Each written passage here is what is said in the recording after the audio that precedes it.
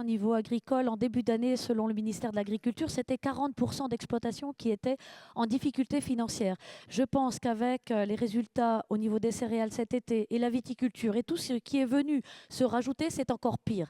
Donc je pense que la répartition de la valeur, elle n'est pas juste. Vous avez parlé de résultats nets sur chiffre d'affaires jusqu'à 14%. J'en conçois 2% au niveau des entreprises de la distribution, peut-être.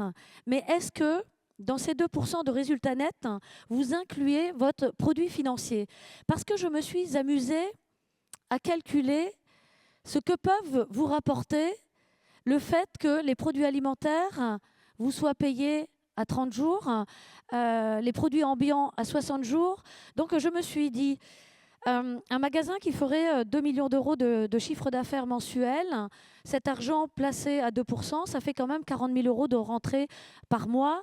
Donc, vous Mais mettez Thierry ça sur Cotillard, une année. c'est inclus ça, j'imagine. C'est dedans. Vous avez 2% dedans, ouais. résultat net, le résultat d'exploitation et puis le résultat financier. Oui, c'est ça. Le résultat financier, ça fait 0,2, 0,3 selon les points de vente. Et il n'empêche que vous payez presque l'entièreté d'une masse salariale d'un magasin avec ses produits financiers.